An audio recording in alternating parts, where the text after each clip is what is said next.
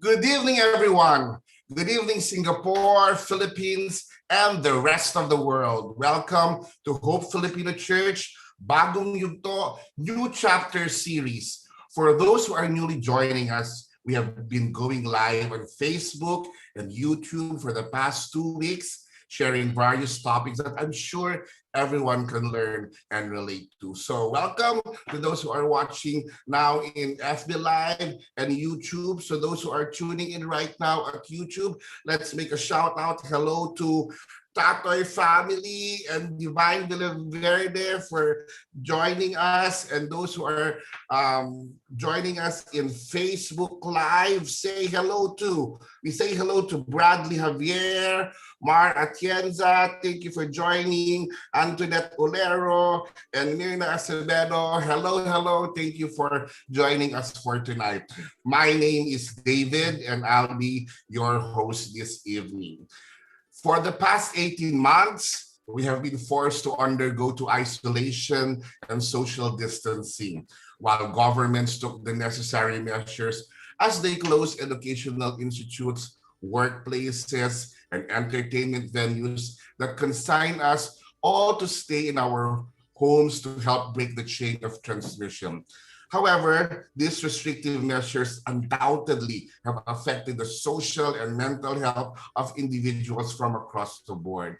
You know, I read this article in medical literature, and it says that separation from loved ones, for example, loss of freedom, or even boredom and uncertainty of whatever cause, you know, they can cause deterioration in an individual's mental health status. So for tonight, let's talk more about mental health, who is at most risk, and what we can do to improve our mental wellness during this difficult time.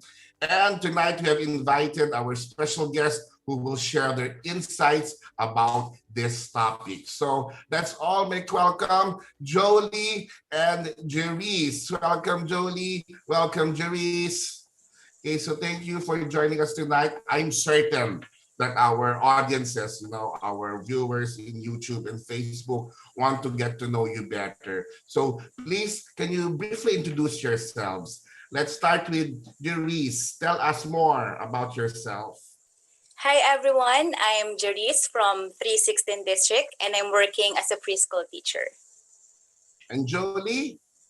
Hello, good evening everyone. I'm Jolie. I work as a medical social worker in a local psychiatric hospital. Okay, so let's start this episode going. So we'll talk first to Jolie, then we'll hear from Jerry's a little while.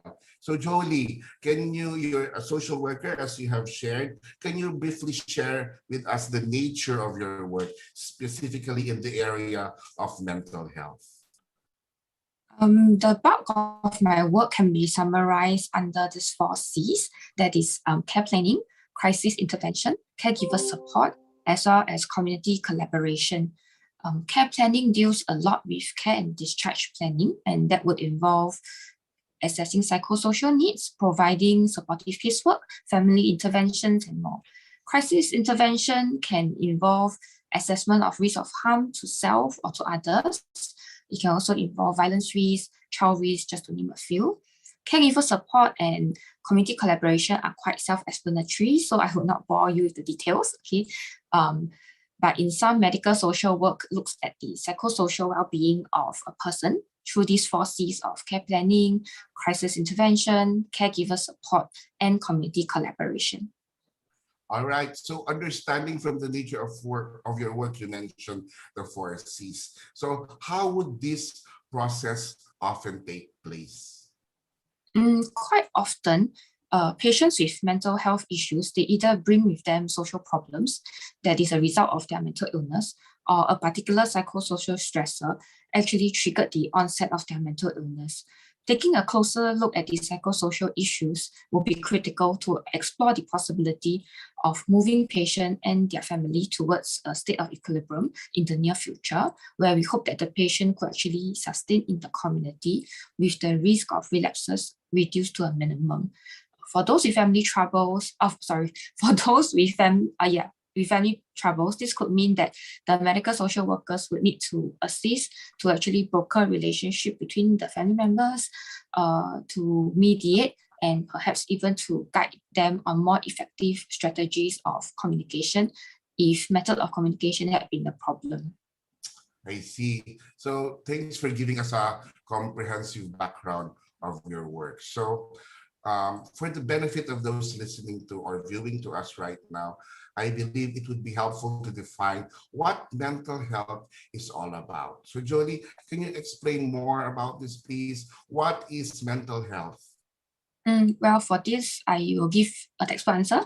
So according to the World Health Organization, mental health is a state of well-being in which an individual realizes his or her own abilities, can cope with the normal stresses of life, can work productively, and is able to make a contribution to his or her community. For me, a simple way to look at mental health is actually whether someone is able to function in their day-to-day life. The words daily functioning was something that really stood out for me back in the days when I was still a psychology student. So because this appeared a gazillion times throughout the textbook on mental illnesses. So if someone is still able to go about the daily activities, then this person is more or less mentally healthy. But the moment this person is not able to do so, then his or her mental health must have suffered to some varying degrees. All right. So para sa mga viewers natin sa YouTube and Facebook, learning from what Jolie shared, mental health is the ability of one person to be able to function the day-to-day life. So this is the important term, the day-to-day life. But the moment the person is not able to do so, then his or her mental health must have been affected at certain degrees, right? So, there is a misconception, and I know all our audiences have this kind of maybe wrong perception about mental health issues and mental illnesses, versus mental illnesses. So can you share what's the difference between these two, between mental health issues and mental illnesses? This is a very good question you've got there, because not many people actually know that there is actually a very important difference between mental health issues and mental illnesses. We actually call it mental health issues or traits when someone is showing symptoms of mental illnesses. They may be at the brink of developing a mental illness, meet some of the criteria described for any particular mental illnesses, but they have yet to meet the full criterion to actually be diagnosed with one. In the hospital, we actually call this at-risk mental state. Mental illness, on the other hand, means that a person has met the full criteria to be diagnosed and treatment is now necessary. Thanks for clarifying that Julie, the difference between these two. And I hope you all audiences have a much better understanding of these two terms. So how about the causes? So Jolie, can you tell us what are some common causes of mental health issues that people are experiencing nowadays? Usually for causes, we can look through the biopsychosocial spiritual lens, or in short, BPSS. Bio refers to genetic factors. Psycho and social refers to intrapersonal and interpersonal factors and its interaction with the wider environment. And spiritual refers to faith practices, as well as how we make meaning of our life, our experiences, even our pain or suffering. Having family history of mental illnesses actually predispose one person to be at a higher risk of developing mental health issues. As for psychosocial factors, it's a very broad category. Through a simpler perspective, I tend to see stress as the overarching psychosocial factors. Stress can come from school, from work, from our relationships, and of course, today's daily piping hot topic of COVID-19. The inconveniences to daily life, businesses shutting down, unemployment, and financial woes are just some of the stressors that many among us are facing with the onslaught of COVID-19. In fact, any changes would cause stress.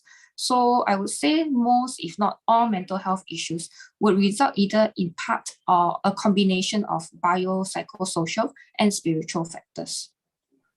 Yeah, so you emphasize, that the causes comprises of biopsychosocial, spiritual factors. So these are the important factors that causes all of mental health issues. And stress, I think everybody knows stress is the one overarching factor, especially during this pandemic season. And I believe most of our viewers, if not all, have experienced stress one way or another. So for our viewers, in Facebook Live and YouTube, can you guys share what are the things that causes you stress recently? Type in the comment below what are your stresses, and so we can, share about this, with our viewers. For me, stress for me is, deadlines. Deadlines are a great stress for me. So especially at work or other requirements that I have to submit, especially when I'm cramming. What else does stress me?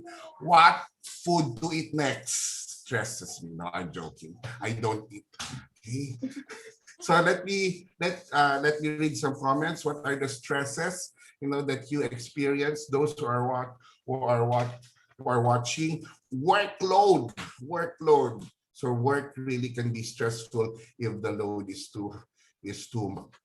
too much at work. What else causes you stress? Maybe some family crisis or family problems. Okay, so what's this is shared by our viewers. Lack of sleep. This stresses Catholic resurrection of hope along the post. So what will we going to do for Catholic resurrection para makatulog siya ng mabuti? Okay, so we all have stresses. So later we will learn how to cope with them. So Leia Lebaste also agree deadlines. Deadlines are also causes her stress. So let's go back to our guests. So we go back to Jerice. Okay, so Jerice, we want to hear from you because I know you've experienced a lot of stress and anxiety before. So can you share something about yourself, how you cope with all of these mental health concerns and your experiences? Okay. I see myself as a strong, independent woman. I'm very outgoing person. I can make people laugh, and I'm easy to get along with. I used to encourage people also and often listen to their struggles. When it comes to my mental health, maybe I will just tell you how it was started. It was year 2020, that was only last year. I went through tough times. I started to feel something strange in my body, like I'm having a chest pain, shortness of breathing, palpitations, and I always have a tension headache. And the worst thing that I have experienced was there were nights I felt a choking sensation. You know, it's like tightening on your throat, something like that. That caused me sleeplessness. Latest was 5 a.m. in the morning that I really can't sleep. And yeah, it caused me so much fear until one day while I'm with my students, we're walking outdoor that time. I hyperventilate. Then my whole body felt numb and tingly. So I was rushed to the hospital. Then after all getting the results, the doctor told me that there's nothing wrong with my body. What I'm experiencing is an anxiety attack, a panic attack. Then he advised me to see a psychiatrist, but I rejected it immediately because I was really in denial that time, that I really can't believe that I have this kind of condition. I said to him that, no, doc, I'm okay, feeling strong. Then I also informed the doctor that I have scars in my lungs, and I think my sickness 9 years ago came back for him to have the second thought that maybe his diagnosis is wrong. But the doctor told me that time, even your scars, I can't see it anymore. Then a day after, I was convinced and I was encouraged by someone to seek a professional help. Thank you for sharing that, Jerice. I'm sure it was a difficult time for you, having that experience. And I wonder if some of our audience can relate to that. So if you do, I pray that tonight you would know that you are not alone and that you need to be open in seeking help, just as Jerice did. And she overcame it. Now that we all have a better picture of what mental health is all about, my next question is, why do you think people still find it difficult to help or reach out to those with mental health issues? Like most people opt to become social bystanders, not doing anything to help. Let's ask this question first to Jolie. What do you think about this? I believe this could stem from various fears and worries, especially if we are not trained in the area of mental health. We may feel scared because we may not have the experiences encountering someone who is mentally unwell. We may worry about doing or saying the wrong things and worsening the condition of the mentally unwell person. Or some of us may simply feel frightened because we don't know if the mentally unwell person may attack or hurt us. There are quite a lot of reasons for me to spell out, to be very honest. Yeah. So for you, Jerice, what are your thoughts about this?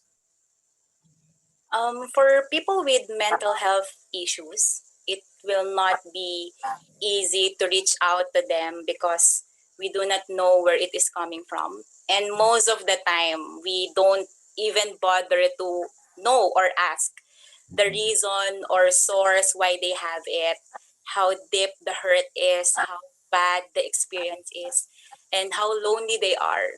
Maybe if we will have knowledge of these things, it will help us to manage how we can reach out to them.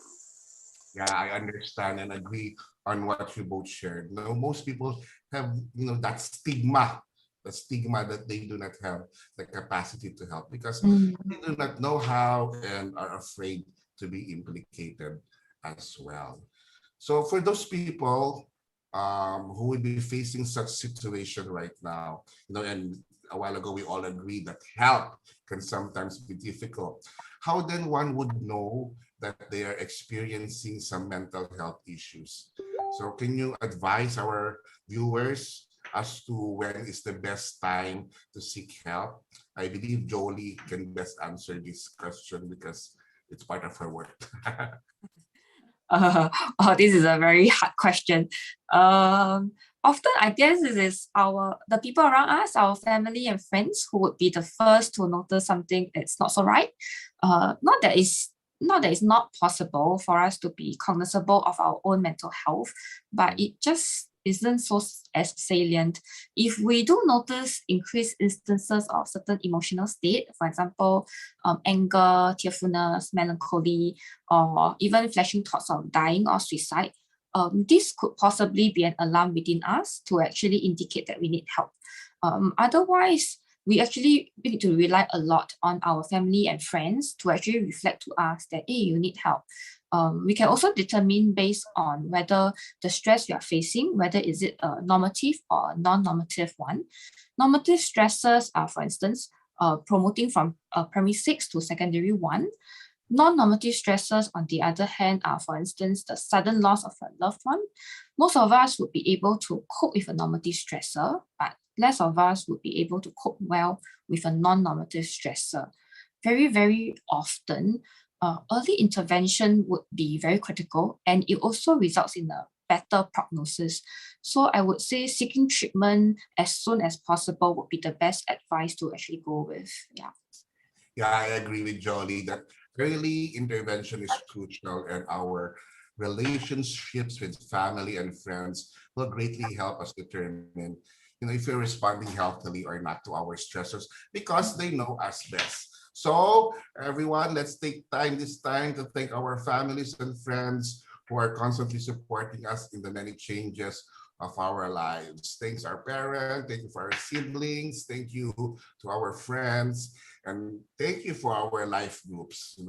And for those who need more support, we encourage you to join a life group today. We are a spiritual family that would love to show our care by being with you and praying for you. So for those who doesn't have a life group, you want to be part of the spiritual family, type it in the comment section if you want to be part of a life group so we can get you connected. We will get back to you and recommend a suitable life group for you. So moving on, as mentioned earlier, a good support system together with professional help can combat such mental health issues. So in addition to that, let me ask this question. In what ways does faith and spirituality contribute in managing one's holistic well-being? So let's ask Jolie. I like this question. Because a long time ago, a church leader of mine actually asked me, how do I reconcile psychology knowledge and my faith? Because psychology, being more scientific, would not see religion as being real or useful, especially when it cannot be seen or tested. I mean, psychological researchers will always talk about, empirical evidences. My reply to her back then was very simple: no conflicts. My Psychology 101 actually taught me that religion is, in fact, I quote strongly, useful for people, provided that the person actually internalizes the faith. Also, most human suffering come when we have a sense of lack of control, when we can't make meaning of our suffering and have a sense of hopelessness for the future. Science, medicine, counseling, all of this cannot help in explaining these concepts, but God can. For instance, surrendering to God can help us to feel more in control through our belief that God is in control, even if we are not.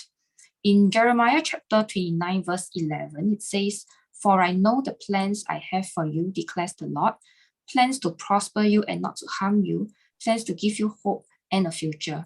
If we internalize this promise, then we would naturally believe that God knows what He is doing. He is ahead of us, paving our way ahead. He is in control of our life journey. In fact, sometimes making sense of our pain and suffering is actually the crux to help us to move on. The question may not be so much of why something had happened, but how do we actually make sense of what had happened? Again, I emphasize internalization of the faith as being critical, because there's really not much point if we keep saying that, oh, I believe, or we attend church every Sunday, but actually deep down in our hearts, we don't trust, and in our head, doubt still has a room. Yeah, I agree. For Jerice, I believe your faith helped you a lot in your experiences. What's your insight about this? Yes, that's true. For me, having faith in God, communicating through prayers, reading, and meditating God's word play a perfect role to manage our perspective in life. You know, you will have a sense of purpose and peace, and it will help you to live a more meaningful life. It's like happiness or joy will be from the inside, which will manifest outside. That resulted to a healthy well-being. Yeah, so therefore, surrendering to God can help us feel more alive because we then relinquish control to the one who holds and knows it all. So having a good relationship with God can also help us manage our perspective and priorities in life. So viewers, let's make our intimacy with God, the center of our lives, so we can be able to cope everything that we encounter in life. So Jerice, you opened your experience earlier. So how has the community, especially our church, your life group, your friends and family support help you in this whole experience? To be honest, at first, after I was diagnosed with anxiety, I kept it to myself. Only two people knew that I undergo counseling, but they do not have any idea how I'm battling with this every day, even after episodes. Like what I've mentioned a while ago, that I see myself as a strong woman. So that's what I want others to see in me as well. But when I started to become more open about it, that is the time that I experienced the support of people around me. And through the support of the church, especially my life group, closest friends, and family, it helped me to change my perspective into positive. It made me also feel that I'm not alone and it's okay to be vulnerable sometimes. And it encouraged me to ask more for help when I needed it. And indeed, you are not alone. Okay, so when we continue to lift up, we continue to lift up one another whenever we go through difficult times, we can all come out of it well and good. During this pandemic, I have learned that coping with stress in a healthy way will make us and the people we care about become more resilient. So, what do you think are what advice can you give? Some practical ways to manage stress and prevent mental health problems from occurring. I think our viewers want to learn from you. So, Jolly, what do you think? What do you tell your friends or your patients who you counsel? I get asked this a lot, even from my other church friends.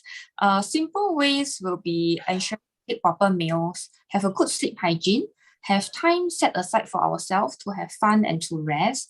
Pick up a hobby if you don't have one. Go for walks, exercises, even as simple as eating chocolates.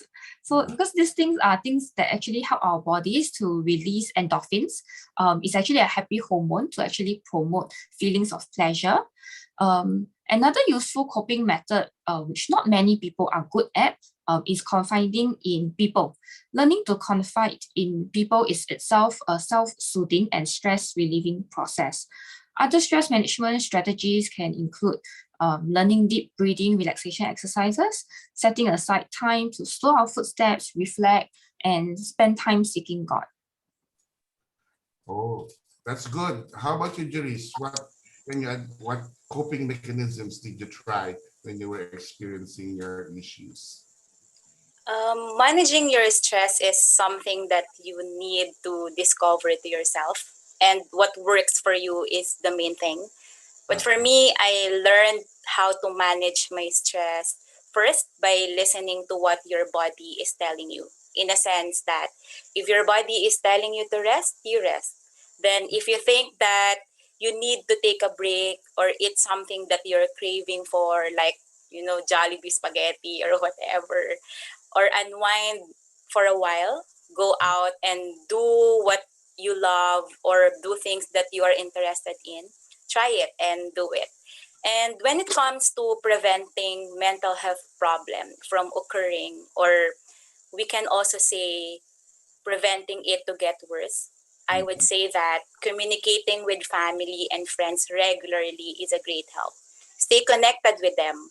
We can open up with siblings, family members, and friends, or a close friend, whichever is applicable. It is very important to at least voice out the feelings instead of keeping it to ourselves, instead of self pitying or locking inside the room.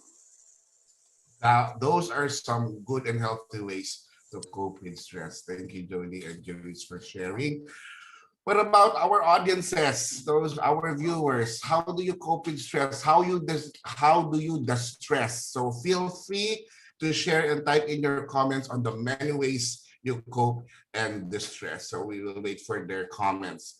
So let's start with me. For me, when I'm stressed, I relax, and I make some tea and dim the lights and listen to music. So that's the way I when I'm having a bad time.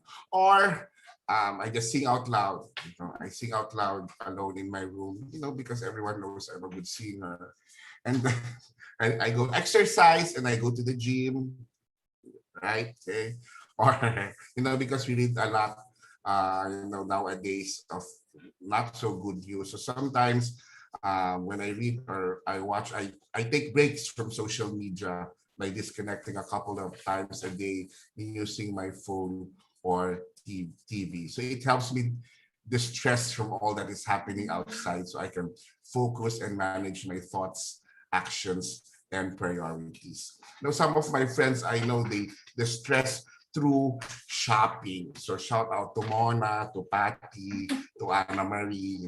They distress through, online shopping. But make sure that you have money, because if you don't, you will be stressed more. Okay, so Jules Lubrin, he goes for exercise. Nag-exercise siya pag na-stress siya. Jam also. Let's go shopping, Jam. Gladys relaxes her. What relaxes her is Jolly Spaghetti. Jollibee, shout out to Jollibee. ID listens to music. Princess Hannah loves chocolates. It relaxes her. Kathleen does jogging and she has devotion with God, her having a date with God. So there are many strategies on how to distress yourself. So be creative, learn how to calm your mind and relax yourself. Okay, so thank you for your comments. This next question is also important. Do you also have any advice on how we can show love and support to someone? It could be friends or family who might be suffering from a mental illness today. Jerice, because you have experienced this, you have learned a lot, I think. Like what you have said, that this is a very important thing that I Yes. believe we should all know, and I'm still learning too. But for me, based on what I've experienced and on how I handle those people that I know who have had the same struggles as me, that Mm-mm. we don't really need grand acts to show love and care to someone who might be suffering from mental illness. We can show it by simply greeting the person regularly with a genuine smile. Well, a person can feel if we are sincere, so it should be genuine. And you will never know that your smile, that smile is the smile that they need on that day. Yes, and be sure also to remind them that they matter to you. A hug can also do if possible, which will mean that we care, or just hold their hands if you can't find words to express how much they mean to you. We can also sit beside the person as a gesture that we are willing to listen and we can give time for a talk. You know, sometimes the best thing that you can do for someone is to just listen and allow them to express freely without fear of judgment, acknowledge their struggles rather than dismissing them. Yeah, correct. So for those who are down tonight, we give you virtual hugs, everyone. Okay, so how about you, Jolly? How do you deal with these things? Just now I had 4 Cs. Now I give you 2 Ps, patience and presence. I know a lot of the things I shared may not be remembered, so I hope our audiences out there can at least take away these 4 Cs, 2 Ps. Patience is to journey with the person, and presence is to show the person that we are always here for you and care. Which is what Jerry's mentioned just now also. It's not easy to face and accept that we may have a mental illness. In fact, the knowledge of having a mental illness can itself be quite traumatic. Moreover, as David, you mentioned earlier, there's still much stigma in the society. So any one of us would need time and very strong support from our family and friends to be able to face a mental illness diagnosis. Yeah, that I love that. I love that it can be summarized into 2 Ps: patience and presence. When we take care of ourselves, we can be better equipped to have patience and be there for others. So speaking of being better equipped, before we call it a night, times fly so fast. Any advice on how the community, our church, can watch out for those who are struggling, and how can we be equipped to better talk and be good responders to help these people? So Jolly, do you have any parting words for this question? I would say awareness, because having the awareness about mental health issues, equipping church members with knowledge about mental health issues and its symptoms would help us to be more cognizant if people around us may be suffering from mental health issues, and help us to be able to provide prompt support or assist these people to get the help that they might need. As for your question on how we can be equipped to be good responders, let me do some promotion now. I feel a bit shy, but okay. Sure. My full answer is approach the people helping ministry, because our team of care consultants will be able to advise and support you to be good responders to help those of us in need. Please feel free to look up Hope Church website for more mental health resources, or you can also approach your life group leaders for a referral to the people helping ministry if you require further assistance. Thank you for that information, Jolly. So we have a Helping Hand Ministry, and if you need help or you want to refer someone, approach your life group leader and read through the website. All right, that's a good information, Jolly. How about you, Jerry's? What's your what could you share about this? To watch out those who are struggling, again, constant communication is very important. We all know that not all of us possess the spiritual gift of discernment, but we can be observant to people. Struggling person cannot hide perfectly, and I know that. They can pretend, but eventually their reactions will betray them.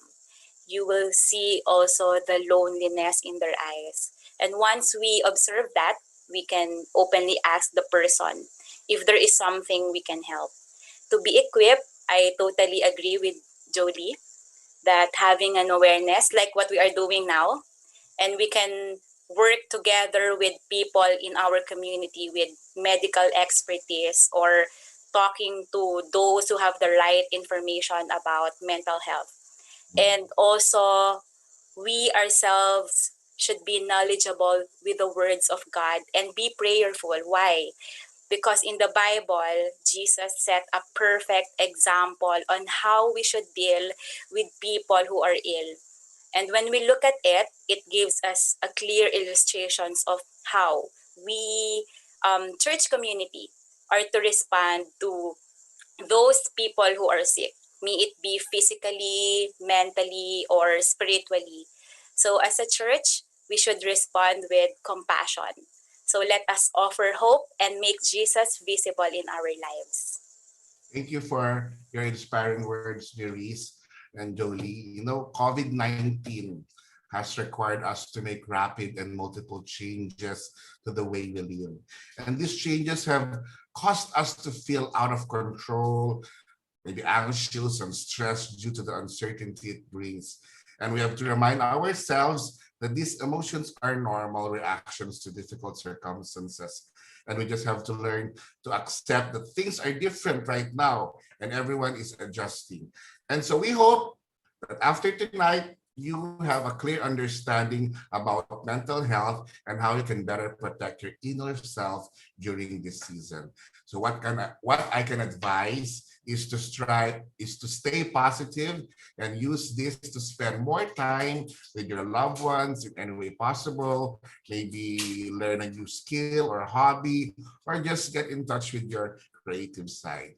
And remember to be kind to yourself and to others as well. And more importantly, we have a personal savior who experienced emotions too. So he knows how to work in and through you because he sees it all and he is with you in the midst of it.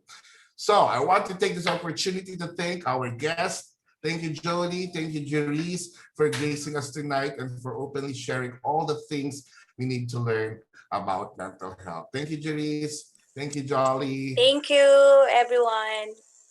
I'm pretty Bye. sure that all of our audience has gleaned a lot from you too. So thank you for blessing us tonight. Okay, so thank you once again. Thank Okay, I know. you. Okay, bye-bye. Bye, Bye Jolly. bye. I know a lot of you guys out there still have many questions, so please send them in our panelists will try to answer them for you. Next week, please make sure you join us again on FB Live, YouTube, and IGTV for the final installment of Hope Filipino Church Bagong Yugto New Chapter Series. So for our live groups, enjoy your LG Takeover session right after this. And thanks everyone, and hope to see you back here next week. Bye-bye and good night.